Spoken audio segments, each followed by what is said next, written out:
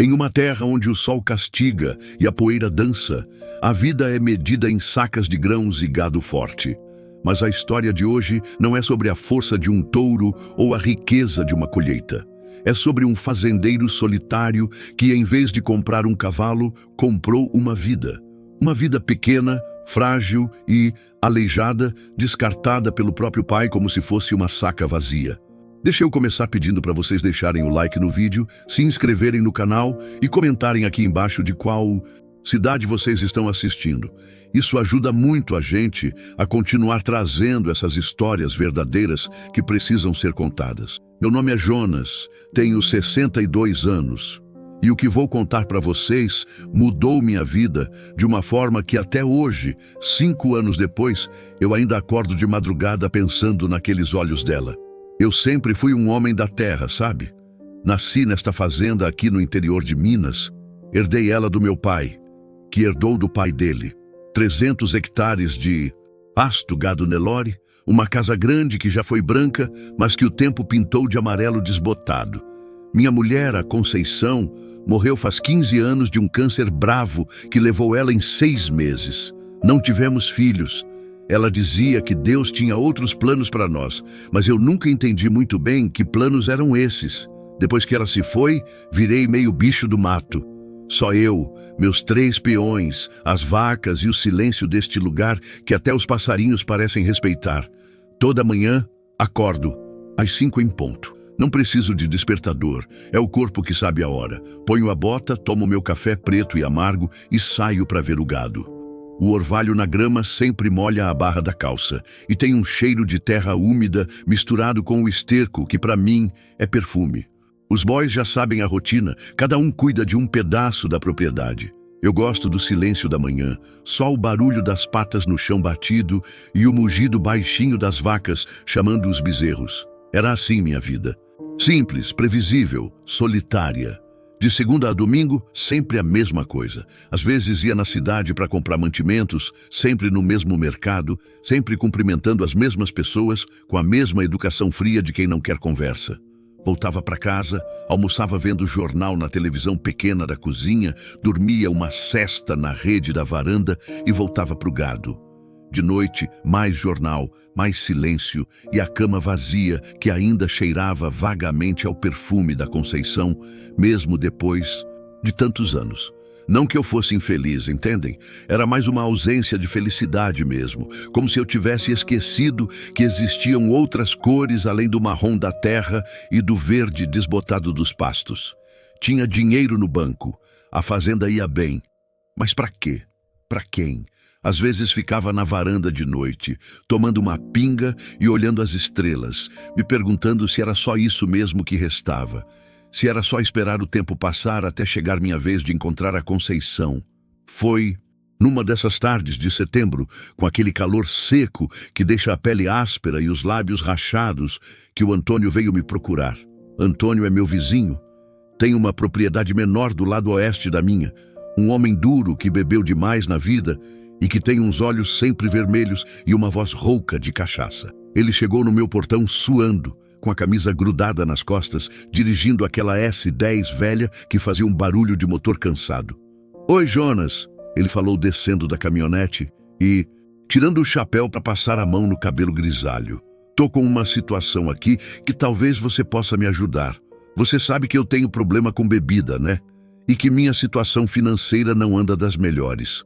Tô devendo no banco, devendo na cooperativa, devendo em todo lugar. Eu já imaginava onde aquilo ia dar. Toda vez que o Antônio vinha aqui era para pedir dinheiro emprestado. Mas dessa vez tinha alguma coisa diferente no jeito dele, uma inquietação que eu não conseguia decifrar. Ele ficava mexendo no chapéu, olhando para o chão, respirando fundo como quem vai falar alguma coisa muito difícil. "Não é dinheiro que eu vim pedir dessa vez, Jonas. É outra coisa." Ele parou, engoliu seco, e quando levantou os olhos para mim, vi uma vergonha que nunca tinha visto nele antes. "Você sabe que eu tenho aquela menina, a Júlia, a caçula. Ela nasceu com problema nas pernas, né? Não anda direito. E a mãe dela, que Deus tenha, morreu no parto da menina. Eu conhecia a história. A Júlia tinha 9 anos, Nasceu com alguma má formação que deixou as pernas dela tortas e andava com muita dificuldade, sempre se apoiando nas paredes ou numa bengalinha que alguém fez para ela.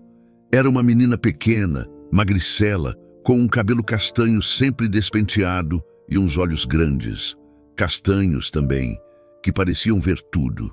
Eu a via de longe às vezes quando passava na estrada, sempre sozinha no quintal da casa do Antônio, sentada debaixo da mangueira ou tentando correr atrás das galinhas com aquele jeitinho meio torto dela.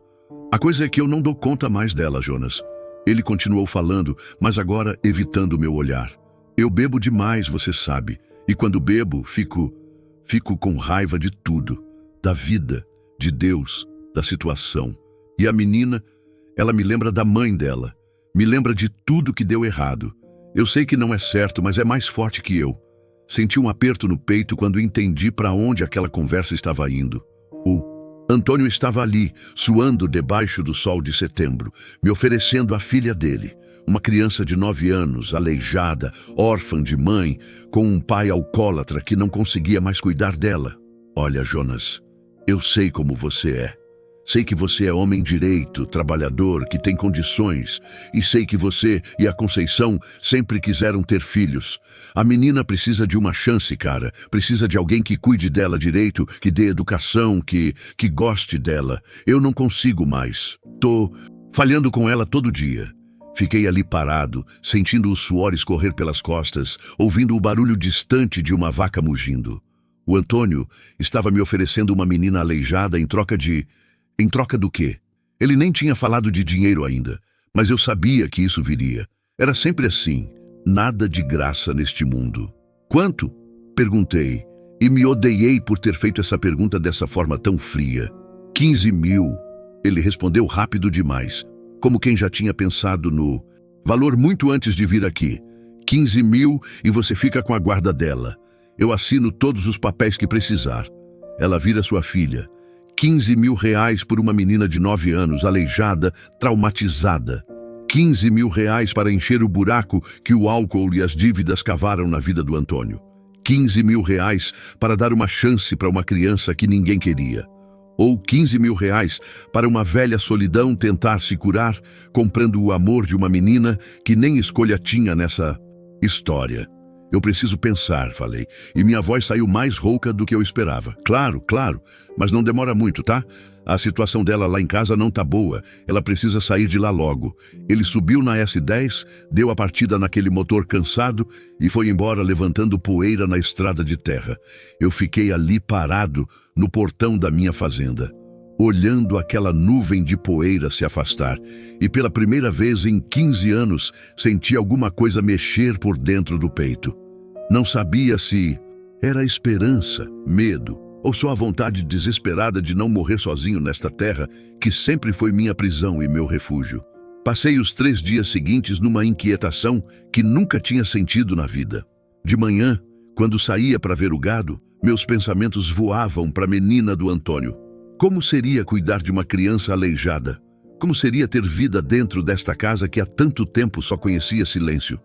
Eu tentava imaginar o barulho de passos tortos no assoalho da cozinha, o som de uma voz infantil chamando meu nome, talvez até riso ecoando pelos corredores, onde só se ouvia o tic-tac do relógio da sala.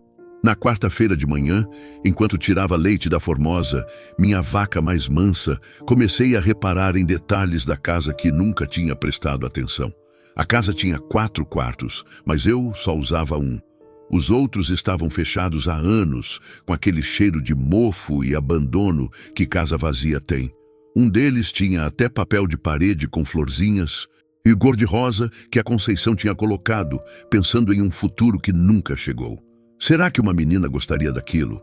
Será que ela sonhava com coisas cor-de-rosa, como as outras meninas, ou os problemas das pernas tinham tirado dela até os sonhos de criança? Quinta-feira eu não aguentei mais. Falei para o Zé Carlos, meu capataz, que ia na cidade e subi na F-250. Mas em vez de ir no mercado, como sempre fazia, dirigi até a casa do Antônio.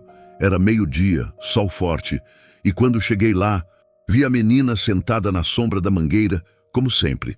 Ela estava com um vestidinho azul desbotado, grande demais para ela, e tentava fazer alguma coisa com pedacinhos de pau e barbante. Quando me viu chegando, ela não correu para dentro de casa como as crianças normalmente fazem quando veem um estranho. Ficou ali sentada, me olhando com aqueles olhos grandes, castanhos, que pareciam velhos demais para uma menina de 9 anos. Tinha alguma coisa naquele olhar que me fez diminuir um passo. Era como se ela estivesse acostumada com decepções, como se já esperasse que qualquer pessoa que aparecesse na vida dela fosse embora logo depois. "Oi", falei, parando a uns 3 metros dela. "Você é a Júlia, né?" "Sou sim, senhor", ela respondeu com uma voz fininha, mas firme. "O senhor é o seu Jonas da Fazenda Grande?" "Sou eu mesmo. O que você está fazendo aí? Tô tentando fazer uma casinha para os passarinhos", ela disse, levantando os pedacinhos de pau. "Mas não está dando muito certo. Minha mão não segura direito."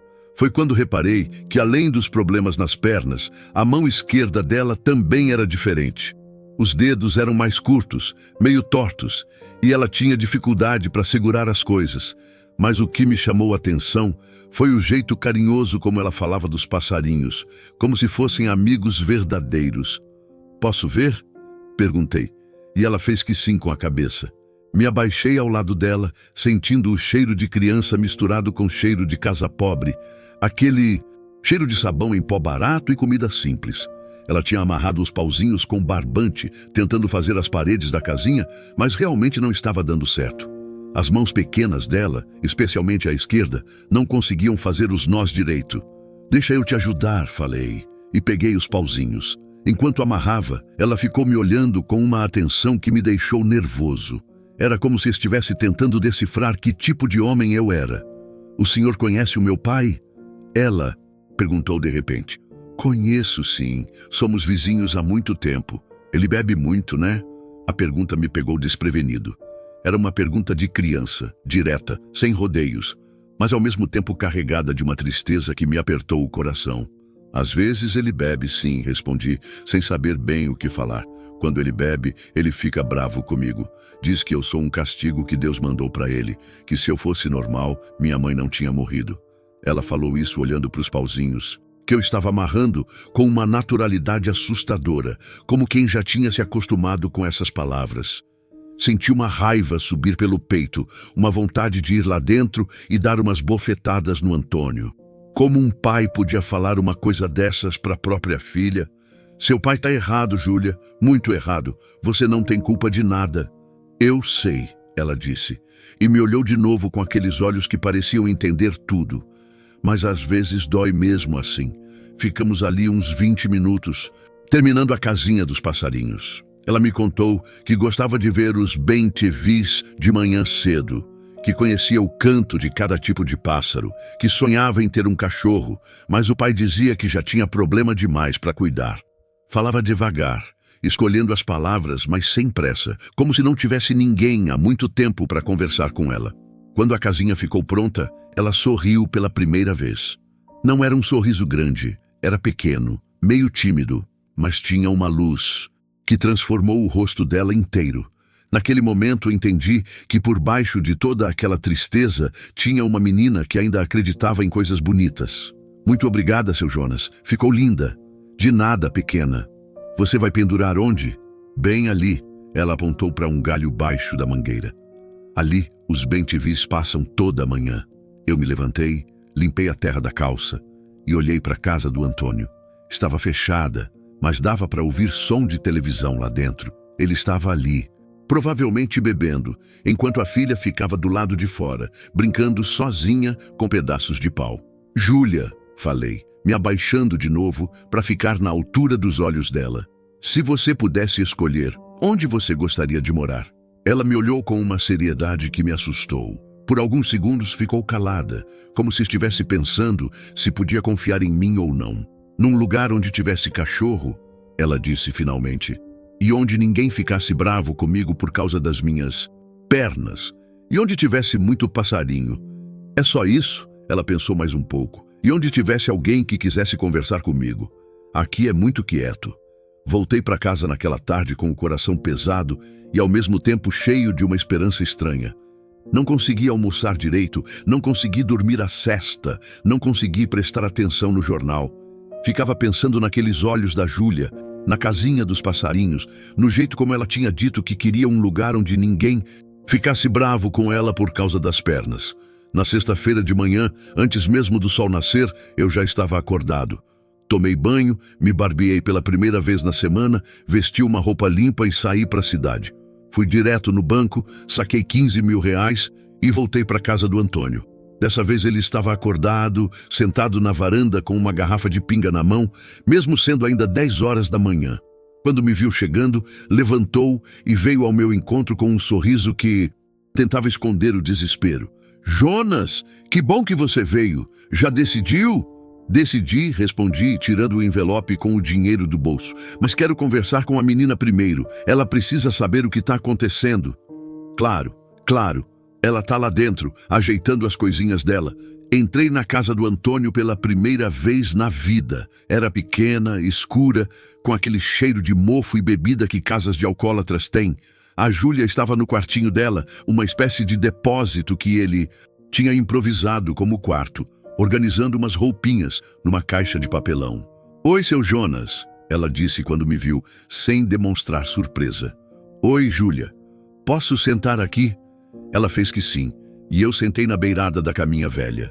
Era um colchão fino em cima de umas tábuas, com um lençol remendado e um travesseirinho pequeno. "Júlia, eu vim aqui porque seu pai me pediu uma coisa. Ele quer que você vá morar comigo na minha fazenda."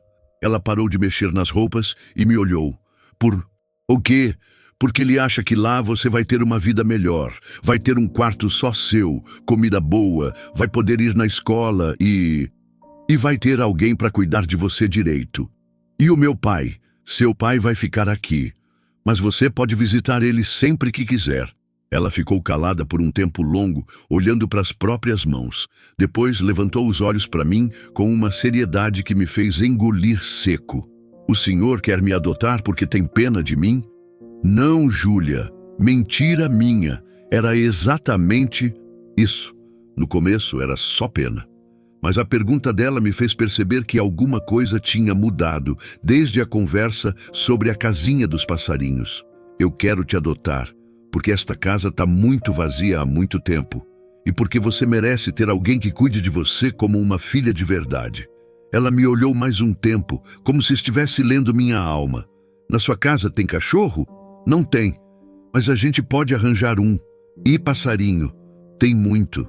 De manhã eles fazem uma cantoria que você nem imagina." Ela respirou fundo, juntou as poucas coisinhas dela na caixa de papelão e me olhou de novo. "Tá bom, eu vou com o senhor." Foi assim, simples assim. Uma menina de 9 anos, aleijada, abandonada pelo pai alcoólatra, decidiu confiar num fazendeiro de 60 anos que ela mal conhecia. E eu, que há 15 anos não sentia o coração bater forte por nada, senti ele disparar quando ela disse que ia comigo. Os primeiros dias com a Júlia na fazenda foram como tentar lembrar de uma dança que você dançou muito tempo atrás. Eu não sabia como conversar com criança, não sabia que comida ela gostava, que horas ela dormia, que horas acordava. Coloquei ela no quarto com papel de parede de florzinha que a Conceição tinha preparado. Comprei uma cama nova, um guarda-roupa pequeno, e ficava esperando ela me dizer se estava bom ou não. Mas Júlia não reclamava de nada. Aceitava tudo com uma gratidão silenciosa, que às vezes me deixava mais nervoso do que se ela fizesse birra. De manhã cedo, quando eu ia ver o gado, ela aparecia na cozinha toda arrumadinha, com o cabelo penteado do jeito que conseguia, e ficava me olhando tomar café. No começo eu achei que ela estava esperando eu oferecer café para ela, mas depois descobri que ela só queria companhia. Queria ver alguém fazendo alguma coisa, mesmo que fosse só tomar café preto em silêncio. "Seu Jonas", ela disse numa dessas manhãs, enquanto eu passava manteiga no pão, "posso ir com o senhor ver as vacas?" "Claro que pode, pequena, mas vai ser difícil para você andar no pasto." "Eu consigo", ela disse com uma determinação que me surpreendeu. "Eu quero conhecer a fazenda inteira." E foi assim que começamos nossas manhãs juntos. Ela montava na garupa da minha moto, segurando firme na minha cintura, e íamos percorrer os pastos. As pernas tortas dela balançavam dos lados, mas o sorriso no rosto era de pura alegria. Mostrei para ela cada canto da propriedade, ensinei os nomes das vacas, mais mansas, expliquei como funcionava a ordenha, a rotação dos pastos, o manejo do gado. A Júlia tinha uma memória impressionante. Em uma semana já sabia o nome de todas as vacas. Reconhecia quando uma estava com problema só de olhar e fazia perguntas que me faziam pensar em coisas que eu fazia por automatismo há décadas. Por que a estrela sempre fica separada das outras? Por que o rei, o touro, fica sozinho no pasto do fundo? Por que as vacas mugem diferente quando está chovendo? Uma manhã ela me pediu para descer da moto perto do açude. Disse que queria ver os peixes de perto. Sentamos na beira da água, ela tirou os sapatinhos e pôs os pés na água, mexendo devagar com os dedos tortos. Foi quando perguntou uma coisa que me gelou o sangue. Seu Jonas, por que meu pai me vendeu para o senhor?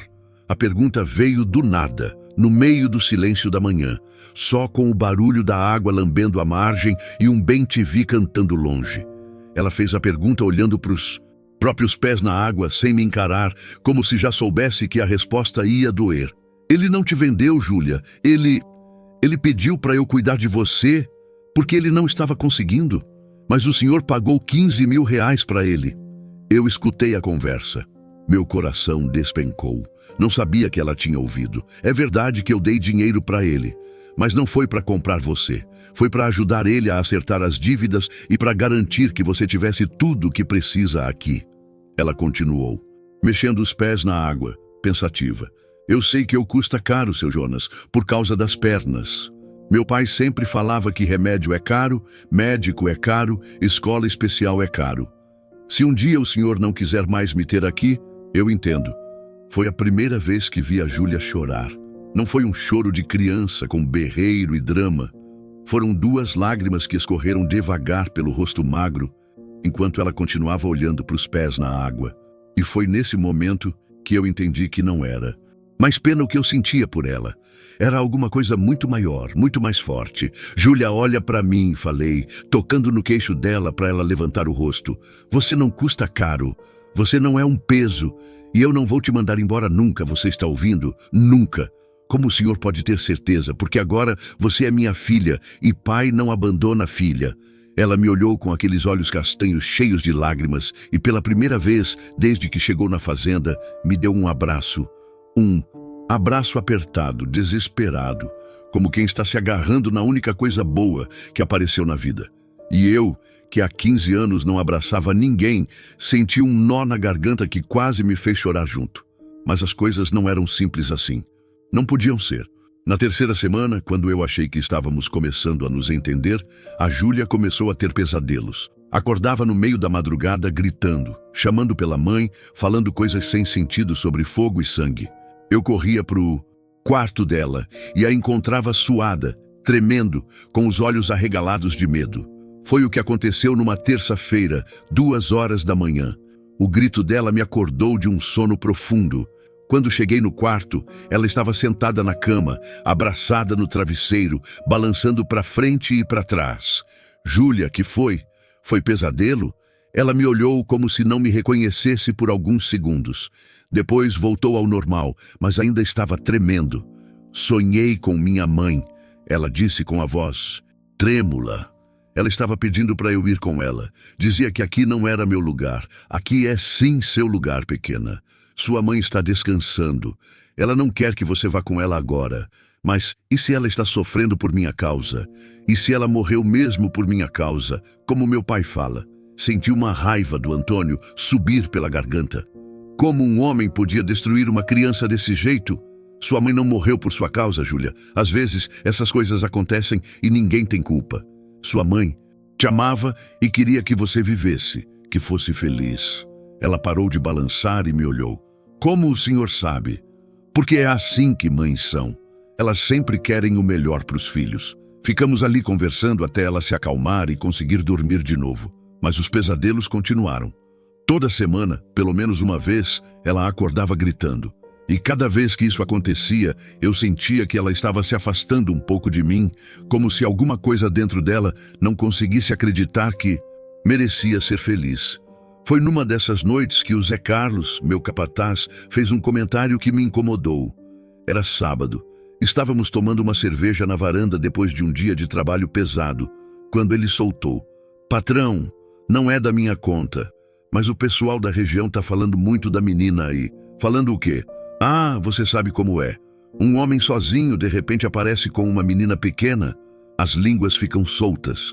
"Que línguas?" "Na cidade, no bar do Toninho, na igreja. Tem gente dizendo que não é normal um homem da sua idade querer criar uma menina aleijada, que deve ter alguma coisa por trás." Senti o sangue subir para a cabeça. Levantei da cadeira e encarei o Zé Carlos. "E você? O que acha?" "Eu conheço o senhor há 15 anos, patrão. Sei que tipo de homem o senhor é, mas o povo não conhece. E a menina, ela é muito quieta, muito estranha. Não brinca com outras crianças, não fala muito. O povo acha esquisito. Ela é quieta porque passou 9 anos sendo rejeitada pelo próprio pai. Ela não fala muito porque nunca teve ninguém para conversar direito. E se o povo tem problema com isso, o povo que se dane." O Zé Carlos levantou as mãos pedindo calma. "Só tô avisando, patrão. É melhor o senhor saber o que anda se falando por aí." Mas aquilo ficou martelando na minha cabeça. Será que as pessoas realmente achavam que tinha alguma coisa errada em mim querer cuidar da Júlia? Será que ela estava percebendo esses olhares, esses comentários? Comecei a prestar atenção quando íamos na cidade fazer compras. Realmente tinha gente que olhava para nós de um jeito estranho.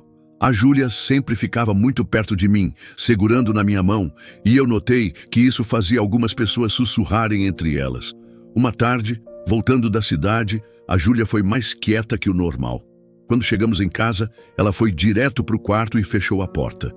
Fui atrás dela 1 hora depois e bati na porta. "Júlia, posso entrar?" "Pode." Ela estava deitada na cama, olhando para o teto. "Que foi? Você tá diferente desde que voltamos da cidade." Ela ficou calada por um tempo. Depois se sentou na cama e me olhou com aquela seriedade de sempre. "Seu Jonas, por que aquela mulher da farmácia olhou pra gente daquele jeito esquisito? Que jeito? Como se a gente fosse... como se tivesse alguma coisa errada." "Não tem nada errado com a gente, Júlia. Mas ela falou alguma coisa pro homem que estava do lado dela." E eles ficaram olhando pra gente e balançando a cabeça. Pessoas ignorantes sempre falam o que não sabem, pequena. A gente não pode se importar com isso. Mas ela pareceu não acreditar muito na minha resposta. E eu notei que depois daquele dia ela ficou mais grudada em mim, mas ao mesmo tempo mais desconfiada do mundo lá fora. Como se tivesse entendido que nossa situação não era vista como normal pelos outros.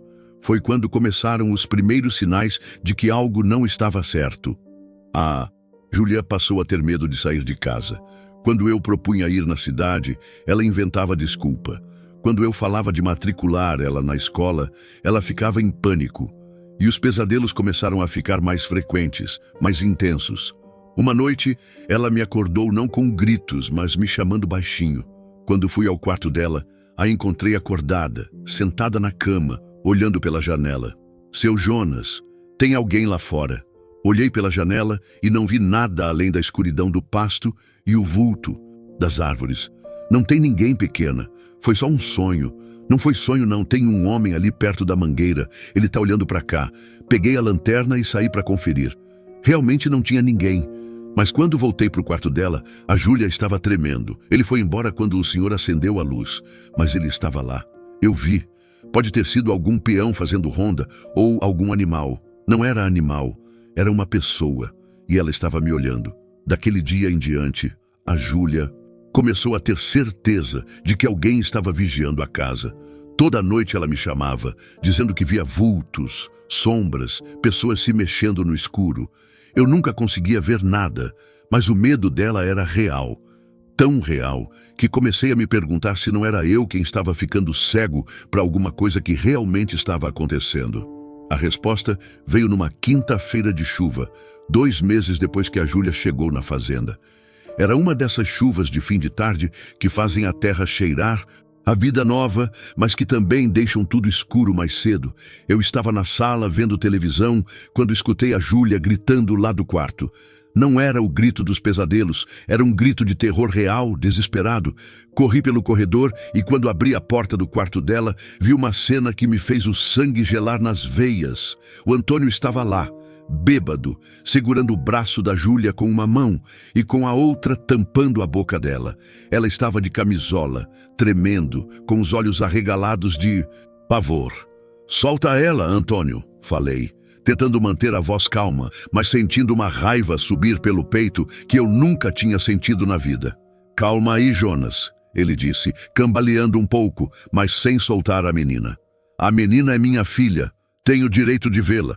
Você não tem direito de entrar na minha casa escondido e assustar ela dessa forma." Ele riu, daquele jeito idiota que bêbado ri quando acha que está sendo engraçado. "Sua casa? E quem disse que você pode ficar com minha filha? Você pagou para cuidar dela, não para roubar ela de mim." Estava claro que ele tinha bebido mais do que o normal. O cheiro de pinga estava impregnado nele, e os olhos vermelhos tinham uma fúria que eu nunca tinha visto antes.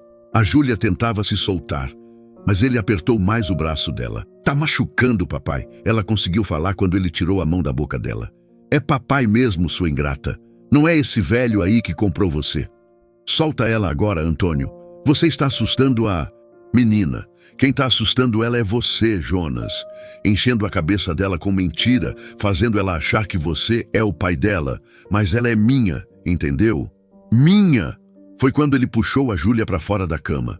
Ela caiu no chão por causa das pernas tortas e soltou um gemido de dor. Foi aí que eu perdi completamente o controle. Me joguei em cima do Antônio e dei um soco na cara dele que o jogou contra a parede.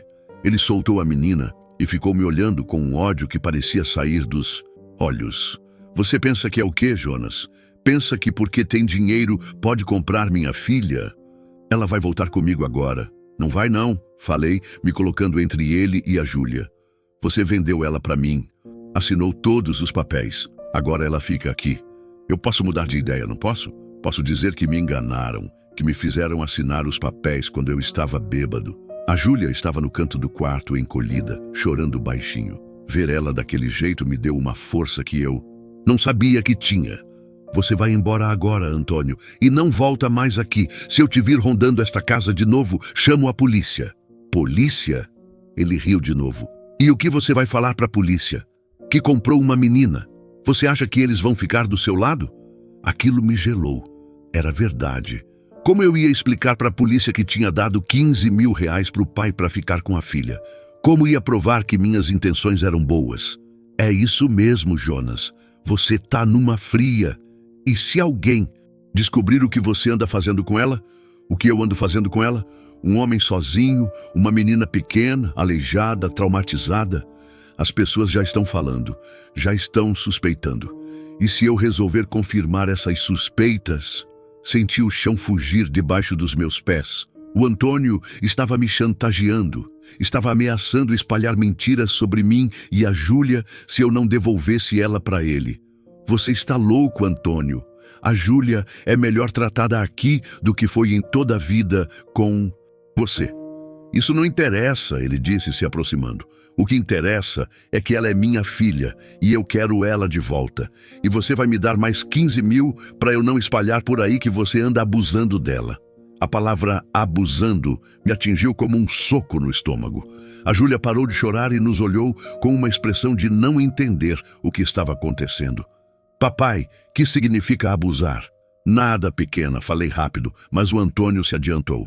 "Significa quando um homem velho faz coisas ruins com uma menina pequena, coisas que machucam." Eu vi o mundo desabar nos olhos da Júlia. Ela me olhou com uma expressão que nunca vou esquecer. Não era medo, era decepção. Como se tudo que ela tinha começado a acreditar sobre mim, sobre nossa vida juntos, tivesse se transformado em mentira de uma hora para outra. "Seu Jonas fez coisas ruins comigo, papai." "Não, Júlia. Seu pai está mentindo porque está bêbado." Mas o Antônio continuou. "Por que você acha que ele quis você?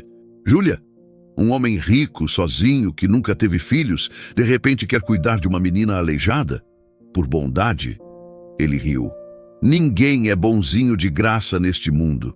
Júlia me olhava tentando entender, e eu via a confiança que havia construído com tanto cuidado se desfazendo diante dos meus olhos. "Não é verdade, Júlia.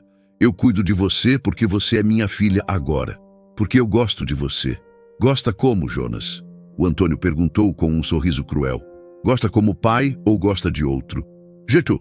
A pergunta ficou pendurada no ar como veneno. A Júlia me olhava esperando uma resposta, mas as palavras não saíam da minha garganta. Como eu ia explicar para uma menina de 9 anos que existem homens ruins no mundo, mas que eu não era um deles? Como ia provar alguma coisa que não se pode provar? Vem cá, Júlia, o Antônio disse, estendendo a mão. Você vai voltar para casa comigo agora. Não quero, papai. Quero ficar aqui. Você não tem escolha. Eu sou seu pai, mas seu Jonas é mais pai para mim do que o senhor. Foi quando o Antônio perdeu a paciência de vez. Avançou na Júlia e a puxou pelo braço com tanta força que ela gritou de dor. Você vai comigo agora, sua ingrata. Foi aí que eu fiz uma coisa que até hoje não sei se foi certa ou errada. Peguei a espingarda que eu guardava no guarda-roupa do meu quarto e voltei para o quarto da Júlia apontando a arma para o peito do Antônio. Solta minha filha agora! Ele me olhou assustado, mas não soltou a menina. Você não tem coragem de atirar em mim, Jonas. Eu tinha. Naquele momento, vendo ele machucar a Júlia, vendo ele destruir a paz que a gente tinha construído, eu tinha coragem de fazer qualquer coisa. Solta ela, Antônio. Última chance. Ele deve ter visto alguma coisa nos meus olhos que o convenceu. Soltou a Júlia e levantou as mãos. Tá bom, tá bom. Mas isso não acaba aqui, Jonas. Todo mundo vai saber que tipo de homem você é. E a menina vai descobrir também. Ele saiu do quarto cambaleando, passou pela sala e saiu da casa. Eu abaixei a espingarda, mas continuei tremendo. A Júlia estava no canto do quarto, me olhando com uma expressão que eu não conseguia decifrar. Júlia, você está bem? Ela não respondeu. Só ficou me olhando com aqueles olhos grandes, como se estivesse me vendo pela primeira vez. O que meu pai quis dizer com coisas ruins? Nada, pequena. Ele estava bêbado, falando besteira. Mas por que ele falou que ninguém é bonzinho de graça? Porque seu pai é um homem amargo, Júlia. Ele não consegue acreditar que alguém possa ser bom sem querer alguma coisa em troca. E o senhor quer alguma coisa em troca? A pergunta me pegou desprevenido. O que eu queria da Júlia? Companhia? Alguém para cuidar?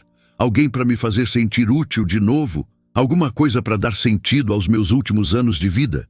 Eu só quero que você seja feliz, Júlia. É só isso que eu quero. Ela ficou me olhando por mais um tempo. Depois, se levantou, veio até mim e me deu um abraço. Mas não foi como os outros abraços. Esse tinha alguma coisa diferente, alguma coisa mais desesperada, como se ela estivesse se agarrando em mim, mas ao mesmo tempo se despedindo. Eu acredito no senhor, ela disse baixinho, mas tenho medo do que vai acontecer agora. Não vai acontecer nada, pequena. Eu vou proteger você. Mas eu estava mentindo. E no fundo, eu acho que ela sabia. Porque as palavras do Antônio tinham plantado uma semente de dúvida não só na cabeça dela, mas na minha também. E sementes de dúvida, quando plantadas no lugar certo, crescem rapidinho. Na manhã seguinte, quando acordei, a Júlia não estava na cozinha como sempre. Fui ao quarto dela e a encontrei ainda na cama, acordada, mas olhando para o teto. Não vai tomar café comigo hoje? Não estou com fome. Quer ir ver as vacas? Não. Ela passou o dia inteiro assim, quieta, distante, como se alguma coisa tivesse se quebrado dentro dela na noite anterior.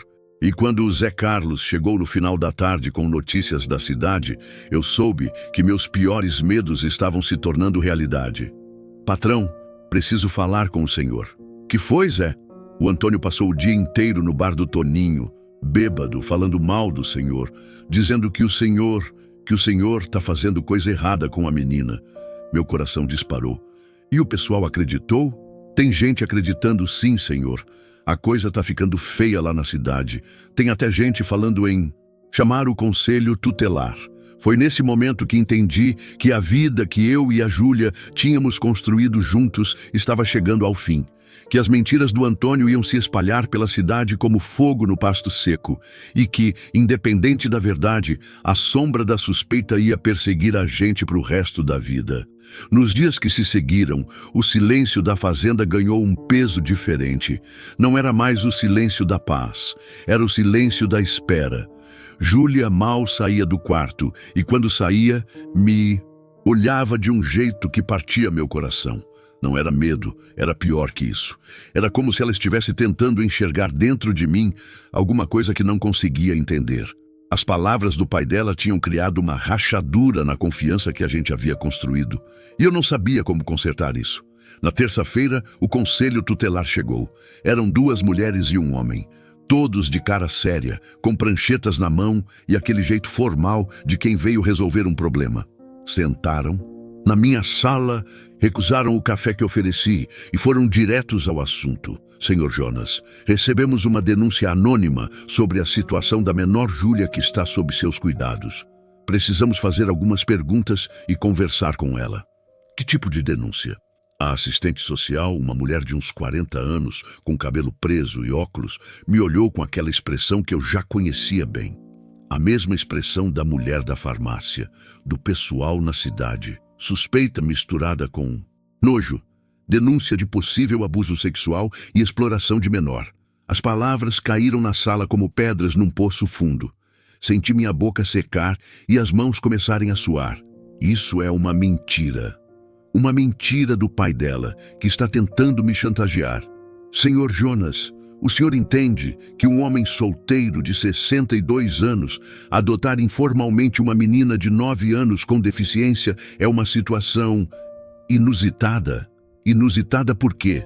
Porque estou tentando dar uma vida melhor para uma criança que foi abandonada pelo próprio pai, porque não seguiu os trâmites legais apropriados, porque houve transferência de dinheiro, porque não há acompanhamento psicológico da menor, porque ela não precisou terminar. Porque um homem velho e sozinho, querendo cuidar de uma menina, só podia ter segundas intenções. Podem conversar com ela, falei, engolindo a raiva. Podem perguntar tudo o que quiserem. Ela vai dizer a verdade. Chamei a Júlia, que apareceu na sala de cabeça baixa, se escondendo atrás de mim como sempre fazia quando via estranhos. A assistente social se abaixou na altura dela e falou com aquela voz forçadamente doce que adultos usam com crianças. Oi, Júlia, eu sou a Marina. Vim aqui para conversar um pouquinho com você, tá bom? Júlia acenou com a cabeça, mas não levantou os olhos.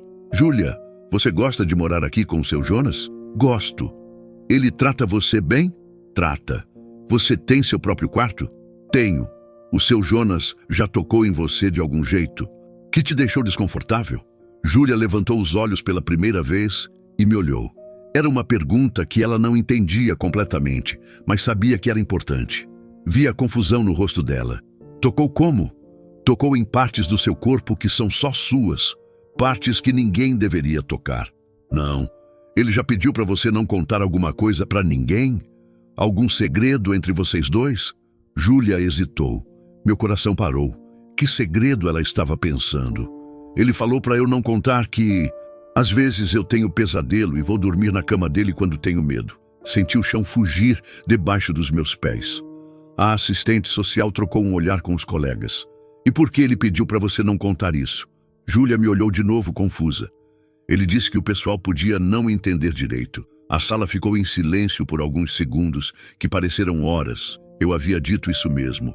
Quando Júlia começou com os pesadelos, algumas vezes ela vinha para o meu quarto e dormia do meu lado, igual criança faz com os pais.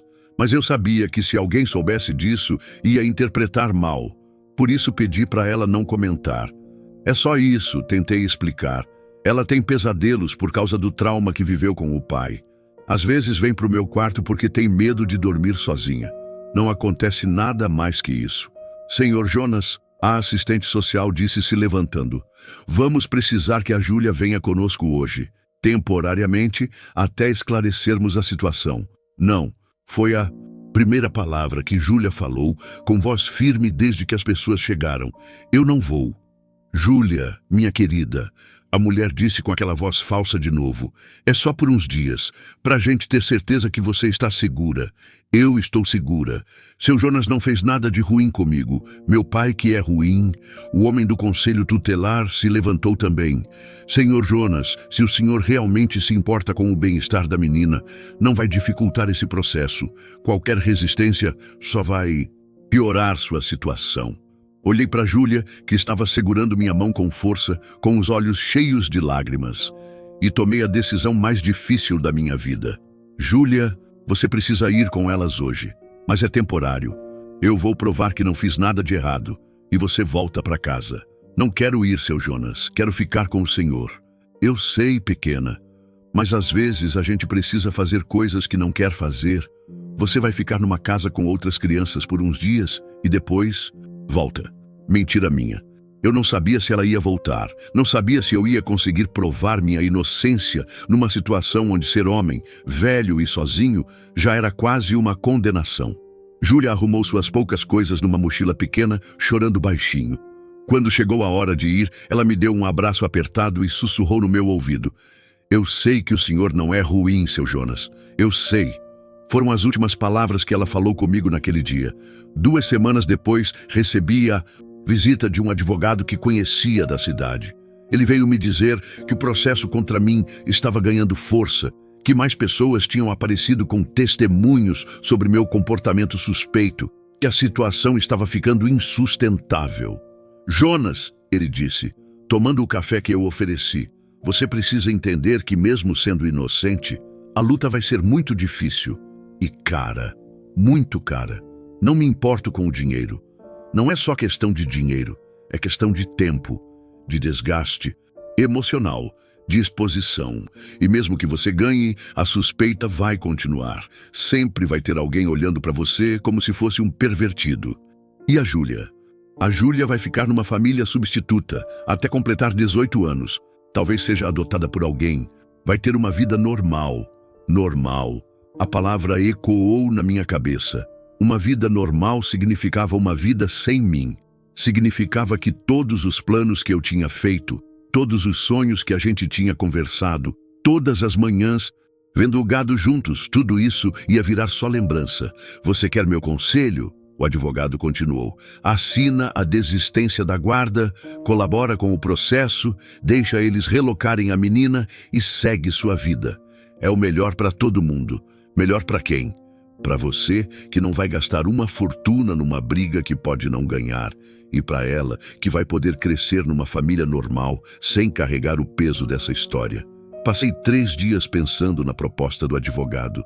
3 dias caminhando pela fazenda vazia, lembrando dos lugares onde a Júlia e eu tínhamos feito nossos planos.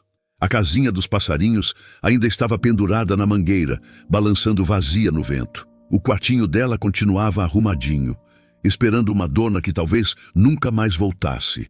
Na quarta-feira tomei minha decisão. Não ia desistir da Júlia, não ia entregar os pontos pra gente como o Antônio. Ia lutar por ela, mesmo sabendo que as chances eram pequenas, porque ela merecia ter pelo menos uma pessoa no mundo que lutasse por ela até o fim. O processo durou 8 meses. 8 meses de audiências, de perguntas humilhantes, de olhares de julgamento, de noites sem dormir. Gastei quase tudo que tinha em advogados e psicólogos. Fiz todos os exames que pediram. Respondi a todas as perguntas. Abri minha vida inteira para desconhecidos julgarem. E no final, ganhei. Provaram que eu nunca tinha feito nada de errado com a Júlia, que ela estava sendo bem cuidada, que sua situação comigo era melhor do que qualquer alternativa que tinham para oferecer. Mas quando fui buscar ela, encontrei uma menina diferente. 8 meses num abrigo, longe de tudo que conhecia, cercada de estranhos, tinham mudado alguma coisa dentro dela. Ela ainda sorriu quando me viu, ainda me deu um abraço, mas havia uma distância que não existia antes. Oi, seu Jonas. Oi, pequena. Sentiu minha falta? Senti. Mas a resposta veio meio automática, como se fosse a resposta certa para dar. Não. Necessariamente a resposta verdadeira. No caminho para casa, ela ficou quieta, olhando pela janela. Quando chegamos, ela foi direto para o quarto e fechou a porta. Na primeira semana, tentei retomar nossa rotina de sempre. Convidei ela para ver o gado comigo, para arrumar a casinha dos passarinhos, para conversar na beira do açude. Ela topava tudo, mas era diferente. Era como se estivesse fazendo as coisas por educação, não por prazer. Uma noite, 2 semanas depois que ela voltou, bati na porta do quarto dela. Júlia, posso entrar? Pode. Ela estava sentada na cama, mexendo numa boneca que não era dela quando saiu daqui. Cadê suas outras bonecas? Deixei lá no abrigo para as outras meninas. Por quê? Porque elas não tinham nada. Ficamos conversando sobre o tempo que ela passou no abrigo. Ela me contou das outras crianças, das tias cuidadoras, das regras que tinha que seguir. Falava tudo com uma serenidade que me preocupava. Júlia, você quer continuar morando aqui? Comigo? A pergunta saiu antes que eu pudesse pensar melhor, mas eu precisava saber. Ela me olhou com aqueles olhos grandes que eu conhecia tão bem. O senhor quer que eu continue? Eu quero, mas só se você quiser também.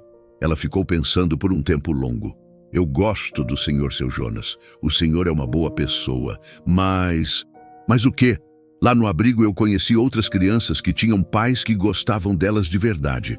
Não porque elas precisavam de alguém para cuidar, mas porque elas eram especiais para os pais delas. E você acha que você não é especial para mim? Eu acho que o senhor gosta de mim porque o senhor estava sozinho e porque eu precisava de ajuda.